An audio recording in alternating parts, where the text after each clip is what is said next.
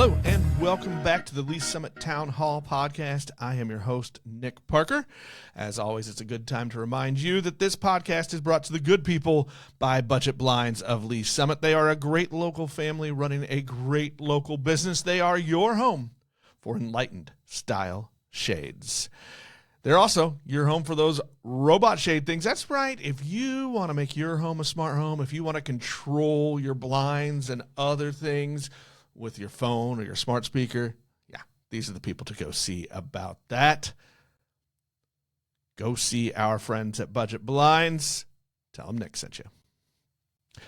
This bonus episode of the Lee's Summit Town Hall podcast includes a mayor's candidate forum we hosted last week at BridgeSpace. More than 100 people showed up for this forum, which I think is fantastic. You know, one of the reasons that we started this podcast 10 years ago and darn near 900 episodes ago was to talk about being involved and the importance of getting involved in local government and in our community. So it was really nice to see so many people turn out for this forum and the opportunity to get to know our two candidates for mayor, Beto Lopez and Cynda Rader. We will get to that forum right now. We'll start up on that first question provided by co-host Jason Norbury. I don't know if any of you have heard, but the World Cup of soccer is coming to the North America and Kansas City in particular this year. We have a potential to have a lot of new visitors to the city, many of whom have never been to the city before, and will be just completely new to the experience. So, Cynda, I'm going to start with you. What do you want people who come to Lee's Summit for the first time during the World Cup to leave Lee's Summit like having experienced or feeling about the city? Is this on? There you go. It is on. Well, you know, I think that Lee's Summit is an absolutely amazing city. I've lived here for 50 years. And I think we have an amazing culture. We're welcoming. We have beautiful neighborhoods. We have a beautiful downtown area. I think I want people to know that we are a very connected community. I want them to know that we're a fun community. Of course, we want them to feel like they can. Well, I will say this: if we have visitors that are thinking on bringing businesses here to the United States or Lee's Summit, that would be amazing. So I guess that would be the other thing that we're kind of open for business when it comes to recruiting or inviting people to look farther into what our city's about. Thank you. Beto, same question to you, actually. Sure. You're up and good. Good? Okay. For me, if all these visitors are coming here, I want them to spend a lot of money in supporting all of our businesses. That's what I want them to do, and spend tax dollars here, or spend money for our taxes. But I think, many of the regional suburbs are participating, and they're going to have a lot of visitors as well. For us, I want people to leave here and know that we're unique. Lee's Summit is known for our downtown, and we have that charm, that small town charm. I think that's what I want people to leave here, knowing that it wasn't just another suburb. And we have a committee that's very engaged here in Lee's Summit that is going to have activities at Green Street, at the marketplace. And so I want people to come in and spend a lot of money downtown, and the hotels that we have, spend money there too. But I want them to leave here knowing that this was a unique experience for not just a regular suburb, but a place that has a lot of charm and history and legacy. Thank you. Thank you. One of the reasons I love covering local government is that we're all neighbors. We're coworkers, we're friends. I've known both of you outside of your public service. With that in mind, though, I think sometimes we have to look a little harder to differentiate between the candidates. So this next little bit is about differentiating yourself. Councilmember Lopez, you've been an integral part of the current mayor, Bill Baird's tenure the past 8 years. You have served mayor pro tem for each of those. What has that role taught you? But also, where does maybe your vision differ a little bit as for the next 4 years? So I have been on the council, as you said, for 8 years, and I think it's extremely unique for a council member to have been chosen as the mayor pro tem all 8 years, and I've never let the title define me and what my responsibilities were and the mission of that role. I just took it as a responsibility to use that role and be the biggest cheerleader, understand the issues across the entire city, not just the one district that we represent. And so I've always looked at it in a holistic manner. And I think that particular experience as mayor pro tem, but also as a council member, I've always looked at what's best for everyone. And those 8 years I think are extremely critical.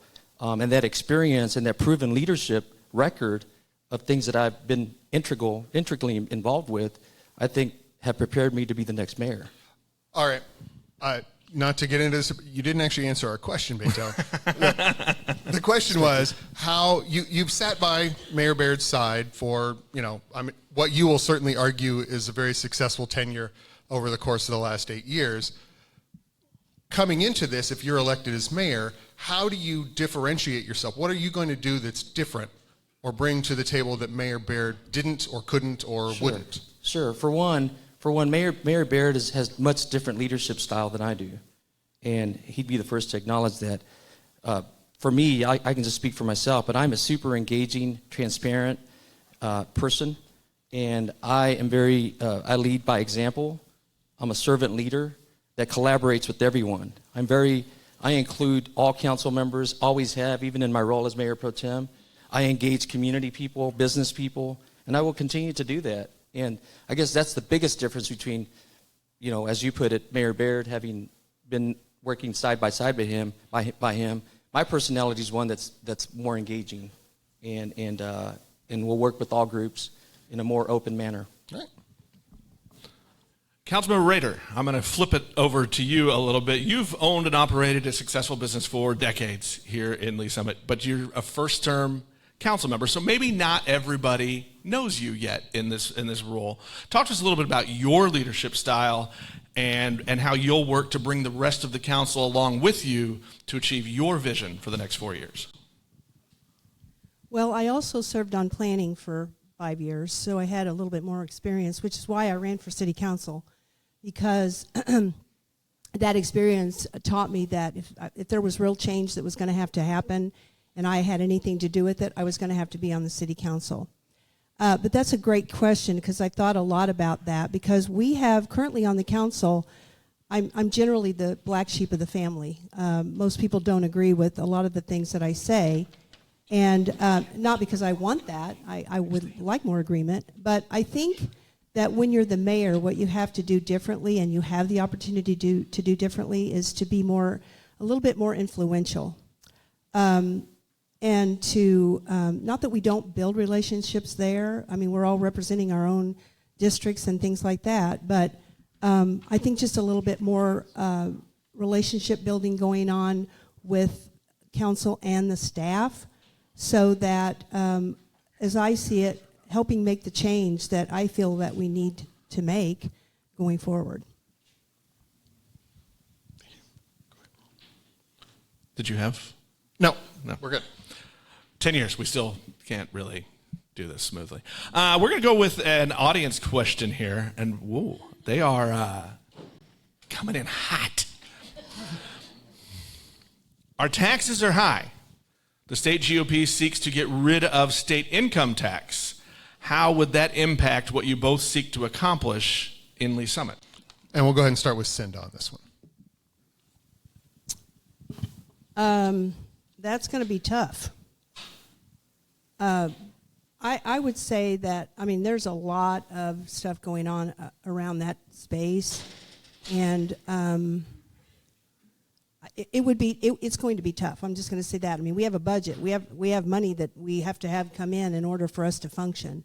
And so I think it has to be vetted out more. I just don't think that there's really enough there for us to make any kind of decision in that regard. Yeah, would I love to not have income tax? Heck yeah. And I know other states that do it and have done it successfully, and maybe we can do that. But again, it's just, there's got to be more information around it. Same question. So the one statement that I wholeheartedly agree with Ms. Rader is that there's a lot of uncertainty, right? I don't think state officials know where that's going. let alone local communities. However, I think here in Lee Summit, more so than many of our peers around the region, we're more prepared to withstand whatever comes down because of the growth that we've had, the sales tax growth that we've had, or use tax that we've had, either one or combined, puts us in a really solid situation where if there are cuts, we can at least withstand our own operational services. And the most things that are most important in our community are our public safety, our fire and police, and our roads. Because we have a solid and robust sales tax revenue right now and use tax, that we've worked really hard and have been very strategic to make sure we've been in that position that we can withstand whatever comes down from whatever the state decides with that issue. Let's go to our next topic, and this is this one. Of the questions, almost all of them are on this particular topic. So we were ahead of you, I promise. Everyone's favorite topic lately has been to talk about housing and housing development. The city's current plan calls for a cap in multifamily housing at 15%. We're currently at 10% of that. Yet there's still a lot of talk on both sides, on the dais and in the community, about curbing or even halting future multifamily projects in Lee Summit. Additionally, there's been talk specifically from you, Councilmember Rader, about having too much of those luxury apartment projects and needing to plan for more affordable housing projects. I think sometimes the term affordable housing gets a little confusing to people. So what I want to start with actually is, can you tell us what you mean when you use the term affordable housing when you are speaking, and the type of development projects you'd like to see built when it comes to multifamily? Did you say timing? Type of. Yeah, affordable and attainable are two different things, and we mix them up all the time. I'm a real estate agent. But actually, I think probably attainable might be a little bit better word because people denote affordable with subsidized type housing, Section 8 type housing, and that's not what I'm talking about. This is one probably big differentiator between me and Mr. Lopez, and that is that I believe that, and it's not only me, but many of our residents believe that there are too many apartment complexes in our city, and that we haven't balanced that out with attainable homes. So Lee Summit has been a community that has had many types of housing options for people, not as many apartments, but we did have lots of different price points for homes. So people could come in and buy their first home, and then they could live in the neighborhood for a while and move up into another price point.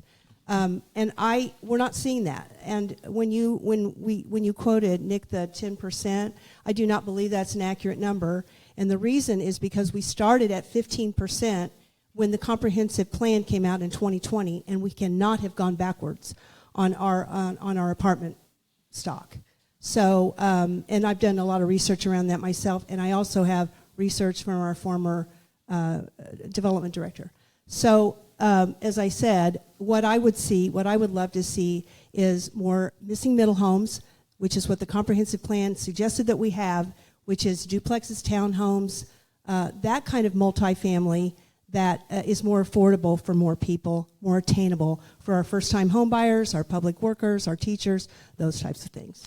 So following up on that, what do you propose that the city do or the city council do to encourage that type of development? I think part of the problem that comes ahead is I don't get any sense from the council that they're opposed to those sorts of projects. We just haven't seen very many come down the pike. So what do you propose as the mayor or as part of the council to do to bring more of those projects to Lee Summit? Well, we were having some developers that were coming in and wanting to build single family, but they wanted them to be rentals. And we just recently had an application that the residents in the area came out in full force and said, we really don't want that. So I think what I would say would be that I would love to see would be a lot more participation from our residents on this, because those things matter. When you come to city council and you speak with us and you're there, I think it influences us. we're there behind that dais, and if we don't hear from you, we really don't know what's going on in your neighborhood until you come and talk to us about it or show support for something. So how can the council help that? One thing that I have said is I think we need to quit encouraging the developers to bring apartments by incentivizing them. So that would be one thing. And then it may be, I don't know, down the road, we may look at doing some infrastructure incentives for single family. I mean, there's all kinds of options and things that we can do to help encourage your grimacing. Okay. No, Okay. I'm focusing, trying to think of the next. He's snappy. an attorney. Yeah. They always grimace. Yes, Okay, it's. okay. I'm just working on the next witty comeback. That's all. Okay. I just wanted to make sure I answered your question. No, you did. Thank you. All right, and so let's flip to you, Beto. When we look at the current strategic plan, you've said in a number of your answers that you generally want to kind of hew to that path as we go forward. What do you think that we've done well in the strategic plan, and probably more importantly, where do you think we've fallen short and you'd like to do something, and what would you like to do to help us catch up on that or deal with that? Yes, so I've been very, very transparent and very direct about the use of the strategic plan, which was citizen-led, regardless of what people's opinions are. And I participated in it both when I was on the Planning Commission, is when it started, and then while I was a council member.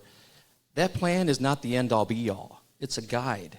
If you run a business or in any organization, if you want to grow and do things that are you can expand upon and reach more people, you need a plan. And so that's what we followed. We followed the plan as a guide. And I think the strategic plan, the citizens were spot on. There were 7 critical success factors that the citizens chose. Housing and economic development was one of them. And now, is it perfect? No, the plan's not perfect. And the housing issue, if I could address that for a second, the housing issue, affordable housing is a problem across the country. Lee's Summit is not unique to that. And so you have, in the plan, the strategic plan, it called for activity centers. And there's a false narrative out there, and that's where my colleague and I, my candidate opponent, differ vastly on, is that the plan has set the parameters to have these activity centers that have mixed-use projects.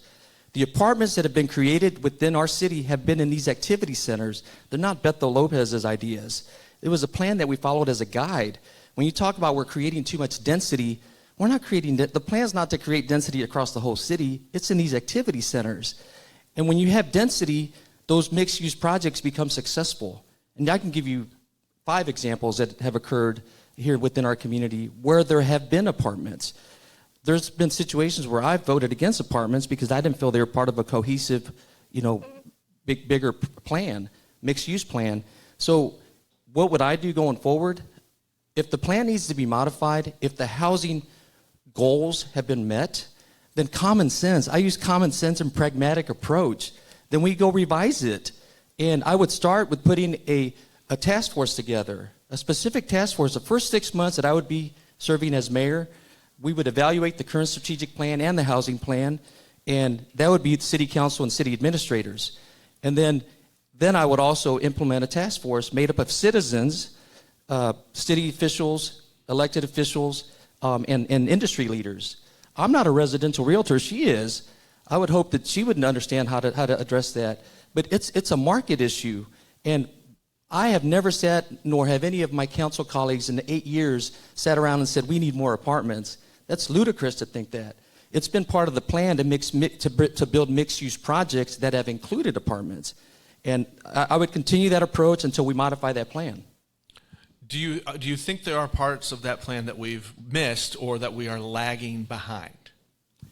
Yeah, I think the housing is one that it's such a complicated, then you throw on something like a COVID that threw things off a little bit.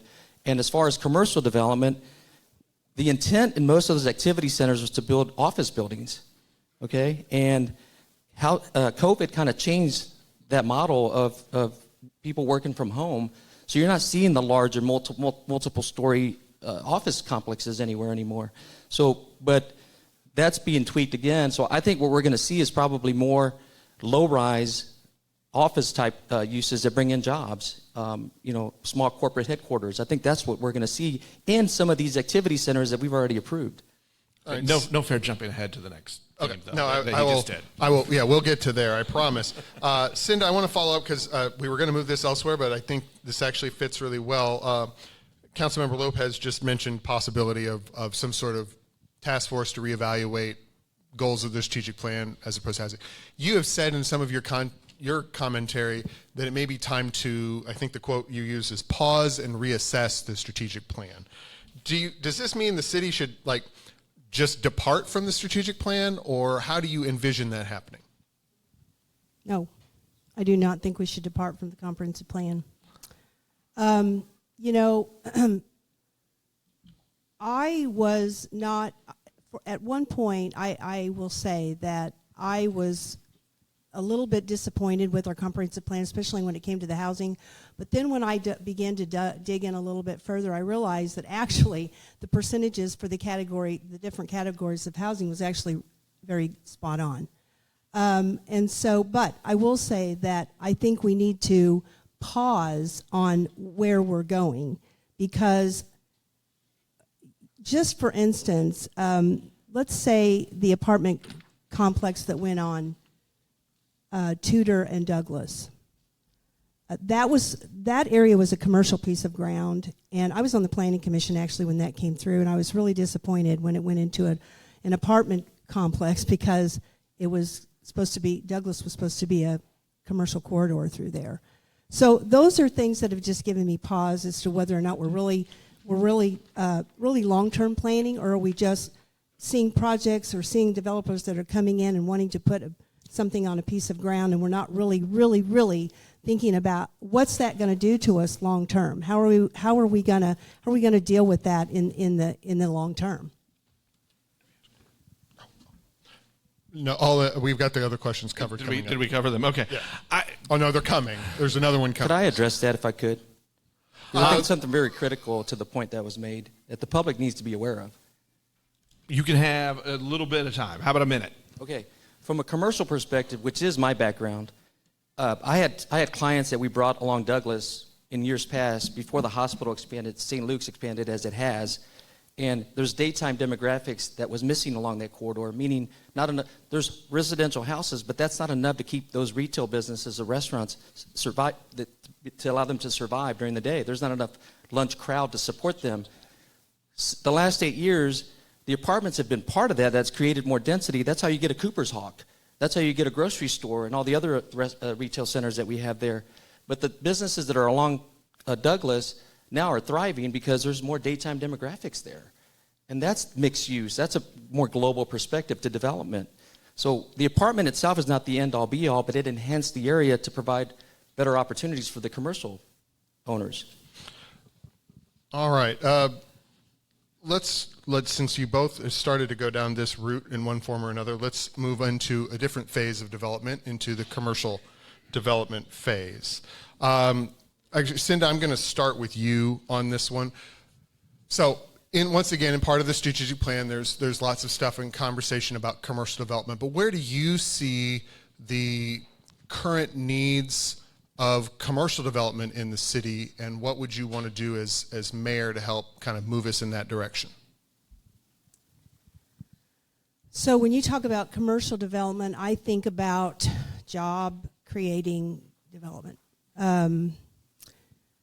industry recruitment, better paying jobs, high paying jobs, manufacturing, technology, aviation type, that I think that we haven't focused on.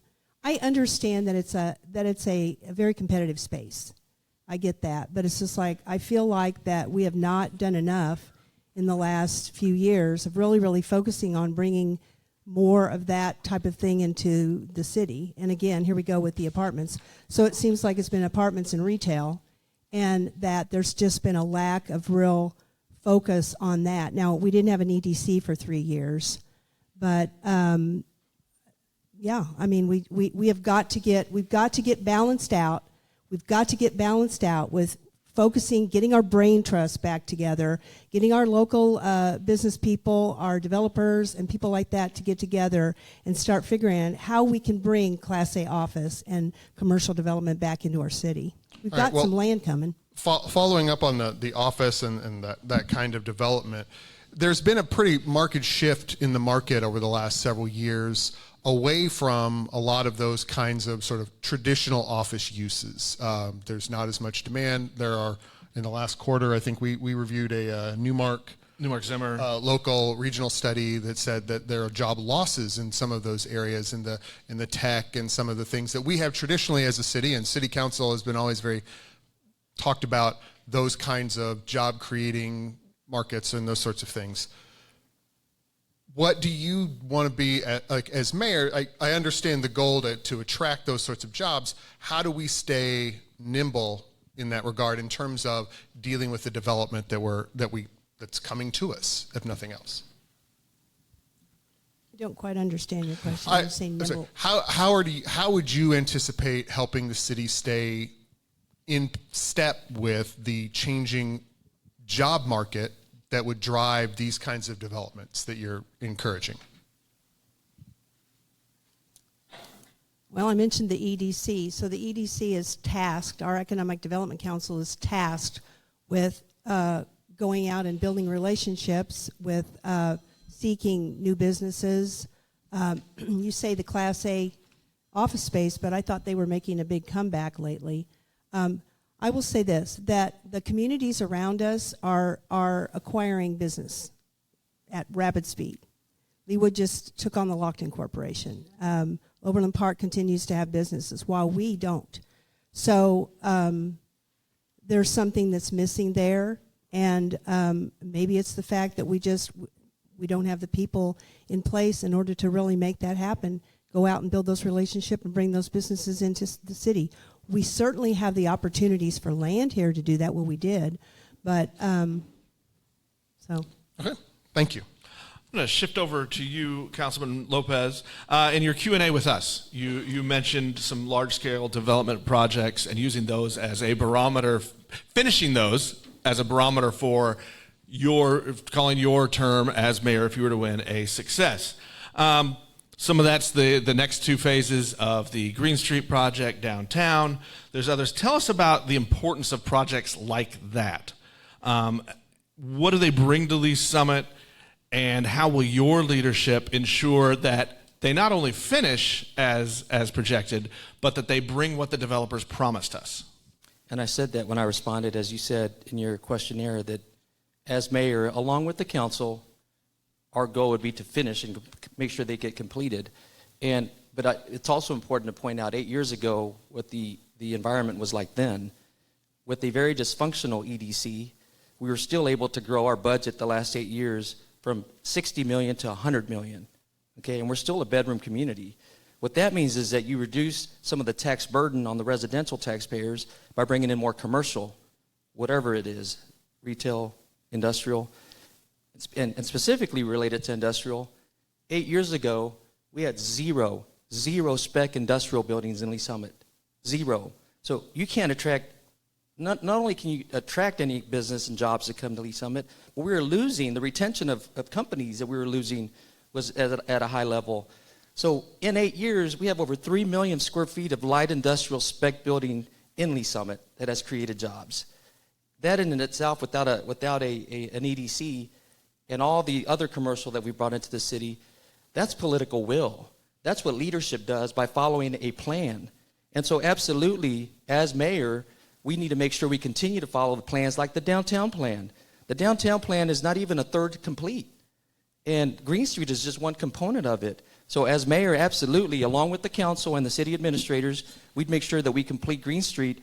And what the final plan of what Green Street is going to look like, if you all think it looks great now, it's going to look 10 times better than what's there already with the other amenities that are coming. Then there's a component what's west of the railroad lines. That part hasn't even been discussed. That's part of the downtown Main Street plan.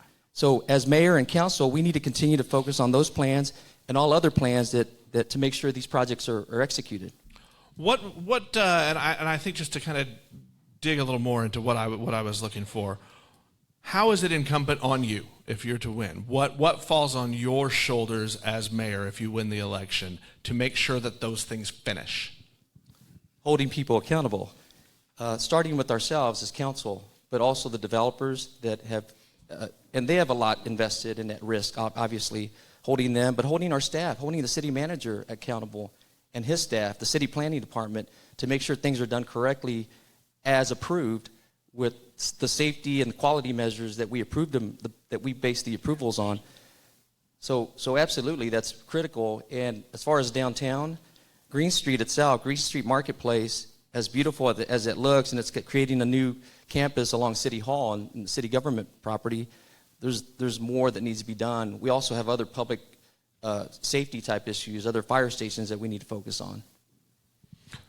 All right, actually I do. I misread this question. I'm going to read it correctly for Audience a question. change.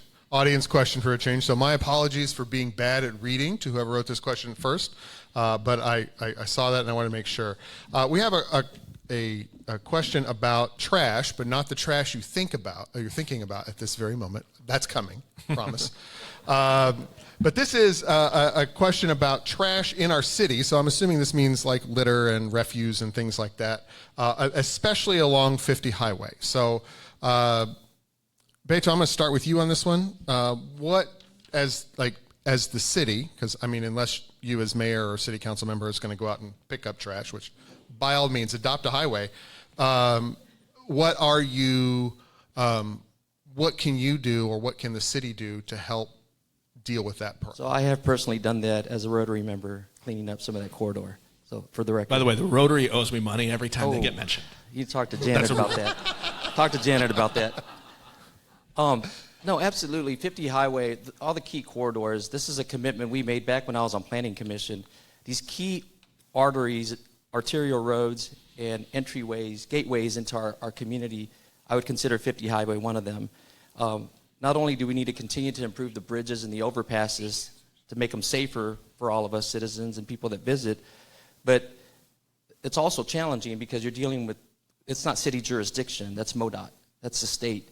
And though it's very difficult to deal sometimes with the state and MoDOT, the city actually has a pretty good relationship with them. And they have one of the regional offices here in Lee Summit. So I would continue to hold them accountable. And we try to do our part, but it has to be a collective and collaborative effort. And so as mayor, absolutely, I would continue to hold people accountable, starting with MoDOT. All right, thank you. Cynda, I think the natural follow-up question is, how do you and your leadership style do that? Specifically, try to work with MoDOT or hold them accountable and what have you as the mayor? What is it that you can do to do that using your personal leadership style? Well, when I ran for city council, that was one of the things that I talked a lot about was beautification and the fact that it just didn't seem like trash was getting picked up. So I actually met with our Public Works, Michael Parks, and I said, well, what can we do with MoDOT? How can we partner up with them and come up with a solution? Because they were telling us they didn't have the labor, they didn't have the money, they didn't have this, they couldn't get it done, they couldn't get it mowed, whatever. But anyway, and so he said that he was actually working with MoDOT on a partnership, so that, like, for instance, we worked with cleaning it up and trimming up things, and then they would do that, or they would pay us to do. They would pay the city of Lee Summit for our people to go out and do that. So that was one thing. But I also came up with an idea that, we used to have Keep America Beautiful. You guys remember that a long time ago?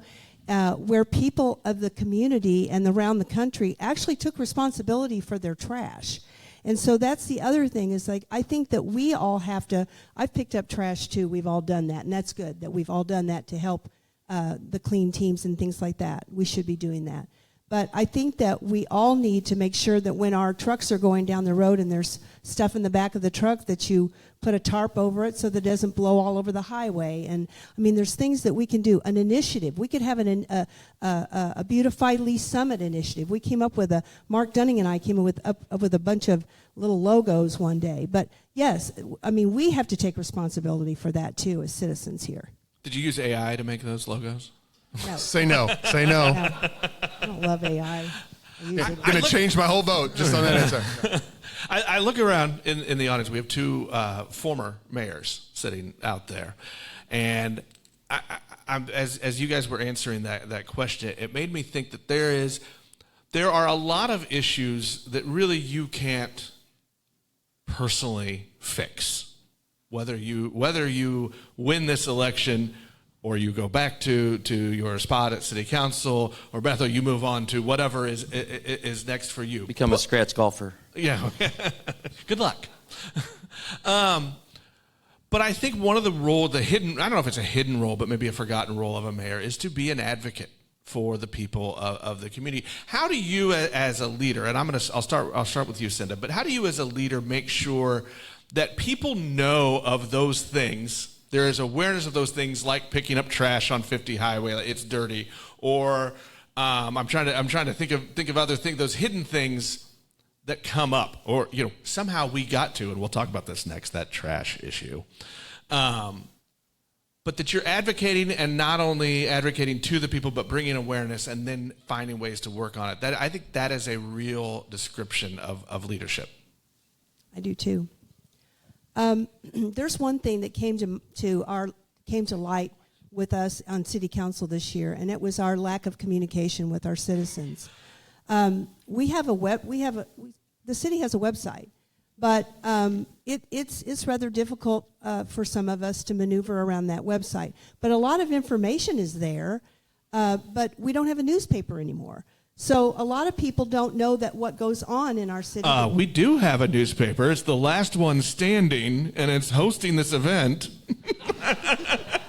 Okay. So mean. Well, then you need to do a better job of getting it out there, I guess. But I hear people say that to me all the time. It's just like, we don't have a newspaper. We don't know what's going on in the city. There is a solution to this problem with communication with our residents, and maybe it's more town halls. Maybe we have more town halls as city council people. Maybe we do more things at the city hall where we bring people in to talk about these things. I love Mayor Pro Tem's suggestion about the task force. I think task force are good, and people want to be involved in the city with things like that, or organizations that way. But yeah, we have to. We also have to. I think it's important also to listen to people and to be open to them and continue to build relationships with people so that you can get things done. That's how you get things done, is that you build relationships and you build trust with people so they come to you and they know that, you're going to help them and we can help them. So, yeah, that's how you advocate, I believe. I appreciate that, and also answering a question that I circled and almost got to. I apologize if I have bad questions. I had a bucket list interview earlier this week. I had Bob Kendrick in the studio, and I just have been kind of giddy all week. So we're a letdown. I mean, man, I've been listening to you for 10 years, and I'm not sure that that's true. I think it's just you. Wow. I just think it's you. The reason, and what I wanted to get to, and I'll let you go next, Betho, is we hear candidates every year say, we need more transparency, we need more communication. How will you actually do that as leader? I think we're all on the same page there. That's been a big fit for myself and current mayor and a lot of council people, that information, and there's been a change and evolution of how information gets shared now, right? There's the newspapers are going away. Sorry, I hate to tell you that. But not everyone's on social media. These knives in my back. You guys don't matter. So there's social media, there's other electronic forms of communication, but not everyone has access to those. And I think that's a flaw in the way the city communicates to our residents. And we hear that a lot at the community level in the neighborhoods, where just basic things, that initiatives the police department are working on for safety and crime prevention sometimes don't make it to our neighborhoods. That's bad. So same thing with commercial development, understanding basic things about economic development. And that's why people bring up a lot of questions and concerns. The data's not out, the information's not easily accessible. So day one, that's one of the issues, or one of the goals that I have my first 6 months is getting the city manager, because the only person city council really manages is the city manager, and we don't control any of his staff or oversee any of his staff. So from day one, the first 6 months, I'd like to get together with the city manager along with city council and make that a top priority to improve that department, whatever that means. I know we have a new director that was recently hired, but just having a new director is not enough. We need to really have some measurable goals in that area that are going to be more impactful to the citizens. All right. Well, you just brought it up, so I'm going to go there. We have a new-ish, I guess he's not been there that long. I guess in comparison to his predecessor, he's been there for like 3 seconds. But we do have a newish city manager. Not that he hasn't been with the city for a long time, but the old saying is the greatest distance in coaching is the 24 inches between the assistant coach and the head coach's seat. And I asked Mark Dunning how he feels about that, and he'll tell you that it's true. So, Beto, I'll start with you. How do you view, you talked about we manage the city manager. How do you feel about that relationship, the council's relationship with the city manager now, and what do you think you can do to improve it? Relationship city council has with them is good. Okay, it's been a good relationship. His moonlight period is over. Or honeymoon period is over. Excuse me. We allowed him to transition, even though he has been with the city for a long time. City manager role is very critical, and it's more involved than he's ever been, managing every aspect of the city. And there's some challenges. There are some challenges that we're going to have to address directly with the city manager. There's lapses in various departments. There's been some turnover here recently that is concerning, because those are key in the development department or the communications department, and those are the areas that you need to have more stability. And so, we're up for his evaluation, performance evaluation here real soon. So those are the kind of things that are hard discussions, but absolutely we need to hold our city manager accountable. Even though he's well-liked and we have a good relationship with him, we're going to have some difficult discussions. Right. Cynda, I have a similar question to you. One of the things that's going to be coming up in your next term, in fact, I think it's sort of already percolating, is the renegotiation of the contracts with the represented groups, fire, police, and public works in the city. The last time we had those running around anywhere close to an election, things got a little spiky. Spiky, I was going to use, but the city council, I think, stepped in. We on our podcast were pretty strong in our criticism of the way the council handled that process in terms of some negotiating from the dais and things of that nature. Where do you feel your role in that process and working with the city manager, who's the person who does, heads the negotiations from the city side? Where do you feel like how that working relationship would be handled, and where do you want to handle it?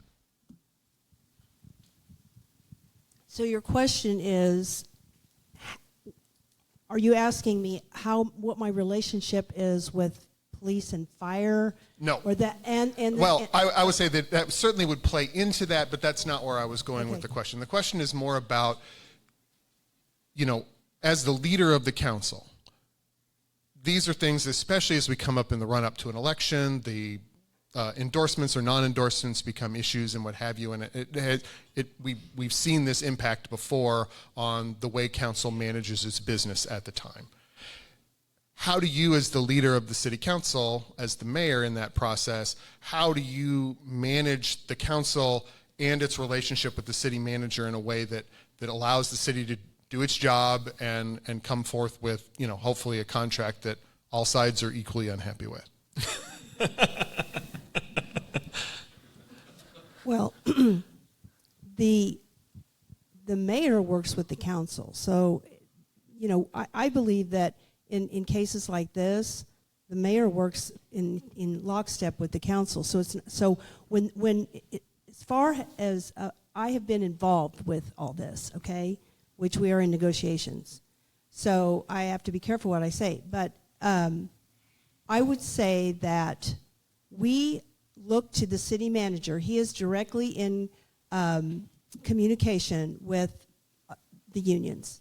And then we are, the way I see it, and as a council member that I have seen it, I don't know what goes on behind the scenes or if anything does, but that they come to us with information, the city manager and the other the police chief and fire chief come to us with information as to what is going on, and then we are basically, the city manager pretty much leads that and says, do we want to do this, we want to do that, and then we have that discussion as council.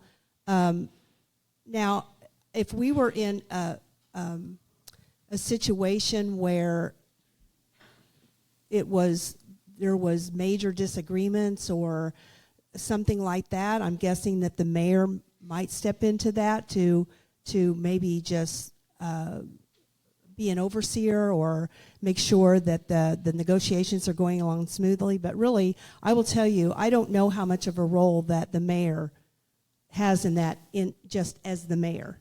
I know that Mayor Baer did when there was a lot of dissension before he came on because the city manager and everybody wasn't getting along. But that's about as far as I know. And how to answer that, you know, of course, I'm a person, I'll say this. I'm a person, I'm a great negotiator, and I'm a person that likes to bring people together. I also like to know what's going on. Don't always get to know that, but I like to bring people together, and I like to come up with solutions to problems and make it a win-win. But I don't ever put myself in the middle of that. Thank you. Now let's get to the fun topic. We're going to talk trash, everybody. I know you all wanted it. That single hauler trash issue. We don't get to vote on it till November, folks. But the conversation is not going away anytime soon. In your view, I'll start with you, Cynda. In your view, what are the pros and cons of this issue, and what are you considering as you look at it personally? I mean, just even what are you personally, when you look at this issue, what are the things that you consider as to whether or not it's a good idea? And then what do you think voters should look at before they go to the booth? Well, I'll tell you, when this came to us on city council, I just wanted what everybody wanted. If everybody wanted a single hauler trash company, then fine. But that's not what happened. So people came to us. They were very upset about it. They wanted to have choice. They want to be able to have choice of who their trash company is. And I totally understand that. They came out. They spoke. They were the predominant group that came forward and spoke. And so if that is what the will of the people is, the majority of people came, then I was good with it. Now, as I went through that, I realized that having choice was very, very important to people. But again, I said that I wanted whatever you guys want. Now, what happened, I'll tell you what happened on council, so I'm going to go into this a little bit, okay? When the last time that we spoke about it, there was so much dissension going on and so much stuff going on around our community that was just creating so much havoc. I decided to is what I told everyone that night, was that, you know what, there's too much dissension around this. People don't want it. I say we kill the deal and move on. They tried to do this 10 years ago, and it didn't succeed, that we just move on and let it go. And so after that, the next week, Mayor Baird put it on as a vote for the people of Lee Summit to vote on it in November. And that is where basically it stands now. Personally, it matters not to me whether or not. I like having choice too, but if the people of Lee Summit want to have it, then I believe that's what we should do. Okay, Cynda, then we'll follow this with the straightforward question. If the people of the city vote one way or another, I think you've used the phrase, this is an advisory election going forward. Are you committing to, for lack of a better way to put it, follow the will of the people as expressed at the ballot box in November? if you're the mayor? I would, yes. I mean, it's up to the other council members on what they want to do. It is an advisory. It is. So that was taken into consideration with Brian Head. I had lots of conversations about it. I had lots of conversations with other people about it. The council ultimately gets to make that decision. Okay, so let me ask a very small follow-up. Can you explain what you mean by an advisory election? There's different versions of that, but I want to hear how you understand it so that people understand kind of what your stance is on that. You're asking me legal stuff? No. I'm asking your layperson's opinion. Okay, a layperson's. It's just simply, it was something that came before the council, and it was a council decision. And so this election, so I guess that's the best way that I can explain it, is that it's just something that was brought before the council as an initiative. It was one of the initiatives of our goal setting workshop that we did when I first got onto city council. Was the trash, and so when it was basically put to the vote of the people, again, an advisory. It just simply means that after y'all vote, whatever y'all decide to do, it can come back to the city council, and we can see if you vote yes, we want it. City council can come back and say no, we don't, or the other way around, because council has the final say on what we do. All right. So but legally, I don't know how to explain it. That's fair enough. I understand what you said, and I hope everybody else did. And if not, you can write an essay later on. It'll be fine. Councilmember Lopez, do you agree with her or have a different interpretation of what this election means? I won't even try to explain what she means by that. No, I don't want to. I want to know how you understand it. If you go along with that. No. So it was an 8-1 vote, 8-1, which is pretty unanimous, that the majority, if not all, of the council people and the mayor felt the same way. This was such a divisive issue, and there was people from all different perspectives that wanted the citizens to make the determination. So yes, it was unanimous, 8-1. She was the only nay to allow the citizens to make that decision. So when the citizens decide, absolutely, whatever the citizens want, it's a democracy. That's what they get. And so I would stand by that, if that answers your question. Good. But no, I kind of want to move past that a little bit, and I want to get back to the original question, because I think you sitting on the dais have access to a little more information. You've been able to delve into this issue a little more. So really what I want to get to, though, is as representatives of the people, when you look at that, what actual things should people be considering as far as pros and cons of whether we should have a single hauler or not? Like, why is this an issue, and what should people think about? Yeah, happy to discuss that. As was mentioned, this has been an issue. Mayor Rhodes was part of this 10 to 15 years ago when the previous strategic plan, LS 360, was in play and being implemented. That was an issue then, and she's right. It was voted down 10 years ago, but during Ignite, it came up again, and so we are just responding to the ask and the wishes of the citizens for us to look at this again. I'm going to hold you to the question, though. Yeah. What are those pros and cons? And I'm getting there. And so at a council retreat, we decided to go ahead and bring that back up so that we can evaluate the pros and cons of it. And so the information that came about from that study, those surveys, was that some of the pros are that by having and the information is distorted. It's having a single hauler, but homeowners associations can still opt to not participate with the single hauler. If they choose to do so, they can maintain their same hauler that they've used in whatever neighborhood they live in and maintain the same pricing and services that they've always had. So the single hauler is for people that want to opt in. Even if the voters decided to go to a single trash hauler, each HOA still has the right to determine whether they want a single trash hauler or not, or maintain their current service, whatever they have. So there's flexibility in it. And so a con of having all these trucks is that it does tear up the streets. That's a fact. Having multiple trash trucks coming down the same cul-de-sac or street multiple times per week is damaging to our streets, and it's more costly. And so that was one of the reasons why going to single or limiting the amount of trucks that come down a particular neighborhood or a street is a pro.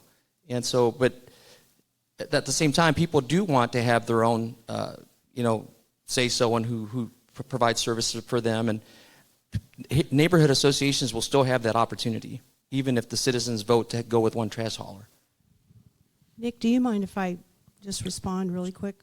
Yeah, actually, I'm going to pose the same thing to you that we started with. Is like, what are the things that people need to consider when they go to the booth to decide on this issue? And because I think we get caught up in the emotions of it and all of the things, but it's an issue that has pros and cons. So what do you think people should look at? Well, agreed. It was because of the streets. They brought forth our engineering department brought forth some statistics that it would save money on the maintenance of our roads. So at first they said about $1 million, and then they retracted a little bit because it's really hard to know how much impact that the trash trucks actually have dollar-wise, right? Because there's trucks traveling up and down our roads all the time, and so you can't really distinguish between that. But so that's the biggest thing. But I did want to say that Mr. Lopez said, and it's true, when we went to the vote 8-1, I was the only opposing vote of going to the voters, but I had a reason for that. And it was because I didn't see any reason to spend any more time, money, or effort on this initiative, because there were so many people that came out that said they did not want it, and that is why I voted no. Not because I didn't want it to go to the voters, but because I thought this is silly to keep spending time, money, and effort on this. DJ. If you allowed her to speak, can I comment on that as well? Well, she followed up on what you were saying. I think we're at a good spot here, and we're about to our hour spot. So I know, I'm actually surprised at this. We're gonna go a little light, and then we're gonna get to some final thoughts from the two of you. First off, I just have this one is just I have a bone to pick with you a little bit, the both of you. In our Q&A, one of the things we asked on the personal note at the end was, where do you want to take visitors to eat? And you both gave very nice, safe, political answers. You've known the two of us long enough, and if you wanted to suck up, which you didn't, clearly. Neither one of you pointed out one of the many purveyors of tacos in this town. Why is that? So you didn't ask for cuisine. Well, no, we bet. Cuisine? Listen, look, you know the judges I asked you to there. suck up, and that's what it was. So, no, go ahead. Go ahead. So, we're seriously. Well, okay. Look, I'm always serious. Slightly more seriously. We want to finish things on a positive note here, and so it's like, so instead of answering the question, the accusatory, angry question that Nick asked, the calmer head, right? The professional lawyer. I'll ask this question. Since you both said other restaurants who are fine local institutions, both, and read the answers at linktodleesummit.com, but if you could pick a place and you were required to take someone to eat tacos in our fine city, where would you take them? No weaseling out. So we're gonna start with you, Beto. And I know, Cynda, that you prefer salads. So taco salad is also acceptable. Well, I'll tell you what. You know what? Habaneros has been around for a long time. We ate a shrimp taco there today, and it was really good. So there you go. There you go. I mean, I'm go. not a big taco person, but as tacos go, that was This interview's darn over. good. All right, Beto, for you, what Are taco you would talking you about take someone to? Tex-Mex, California Mexican? We are being inclusive in this community. in our discussion. I believe if you read the comprehensive and strategic plan, sir, that we are building a community for all types around here, including California tacos, hard shell tacos, soft shell tacos, Tex-Mex, regular Mexican, you name it. Taco salads. We are inclusive. So I like the restaurant Caddy Corner to here at Plato. There we go. There we go. All right. Thank you very much for your taco. Let's close out this night a little bit, because we've talked a lot about leadership, and I want to get to that leadership and vision. We all love this community. That's one thing everybody has in common. I think we can all agree at that. So just take a couple. None of you would be here if you didn't. Let's take a couple minutes. We'll start with you, Cynda. A couple minutes. Tell us your vision of Lease Summit in 4 years and how you are the one to make that vision a reality?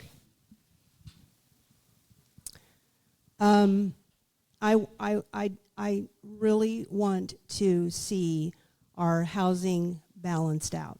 I want to see more developers that want to come in and actually partner with us on building single-family homes that are attainable for more people. I want our seniors, we're a community, in our comprehensive plan it said we were a community of all ages. And I want to see more housing for our seniors. I want them to be able to move out of their homes that they currently have now so they can free up that inventory for the youngsters and the people that want to move into those homes. So I think more senior. I love Dogwood Springs. It's such a cute little place down there on Langsford Road that Elvin Bella built years ago. And it's not an assisted living, but it's independent living for seniors. So I'd like to see that. I would like to see more businesses, more industry come in. I would love it if we would get business partners that would, like Mid-States Distribution, who we just helped with an incentive recently. It's a great company that would be working with our kids that are coming out of high schools so that these kids can do apprenticeships and have jobs when they get out of school and even come back from college. So I think that's important. I think it's really important too because, in the business that I've been in for a long time, you can imagine, I work with all kinds of people, and I love people, and they have all kinds of situations and different things like that. And so I've always prided myself on being very transparent with people, very open, listening, solving problems, looking for ways to just benefit. I guess I would say if you asked me what my legacy would be, and after 4 years, is that they said that she was someone that cared about the community, that put the residents first here, and that made it better than when she started. Well, first off, you just said something about the kids coming back after college. I just sent mine away to college. I'm not sure I'm ready for him to come home yet. They can come home, just not live with you. Oh. There we go. You give me something to dream for. Beto, same thing to you. Tell us your vision of Lease Summit in the next 4 years and how you're the leader to make it happen. So we have, like I said earlier, existing projects that are in some form of development or construction. We need to make sure these projects get done, which create that environment that was just mentioned, creating jobs, good paying jobs, office type jobs, a mixed type of jobs that impacts our housing. I think housing continues to be a challenge and definitely will continue to be a priority for me as mayor and with our council, working with our council, but also being inclusive with the task force of bringing in residents to be involved and engaged in that process as well. All that being said, we are one of the fastest growing cities in the state of Missouri population-wise, and that scares some people. We as your elected people cannot stop people from coming here, but for me as the mayor in the next 4 years, we have to be as best prepared as possible to be able to absorb that growth in population. And to me, it starts with what everyone that knows me knows now, public safety is key. Our first responders, it's a super competitive world to retain and recruit good firefighters and police officers. Every 3 years, we have to look at these contracts again. And we're not the only ones that do that. And we get firefighters that we train or police officers, and then they get stolen by a neighboring community. So we have to continue to keep focused on that. In our budget planning, we need to account for the growth and future contracts that are coming up for them. That's one part of public safety. The other part is our roads. Our roads, we have a lot of flooding issues and road projects that need a lot of attention. And I will continue to focus on key main roads like 50 Highway and some of the bridges and overpasses. And that's working with our partners at the state. And then you have 291 North, 470 North, starting from 50 Highway all the way to I-70. That's going to be a challenge with all this growth. If we're not prepared for that, we're asking for a disaster. And so the last 5 years, I've gone to Jeff City. I've gone to Washington, D.C. to meet with our elected people in D.C. to try to leverage as many resources as possible for those kind of improvements. And I recently was appointed by the Mid-America Regional Council Board as the board chair. And that board is critical for us to receive resources for our community. And I'm proud to represent our city in that role. And so I will leverage that role to try to leverage these public safety and road improvement resources for our community. Thank you both. All right, thank you very much. Everybody, please give them an applause.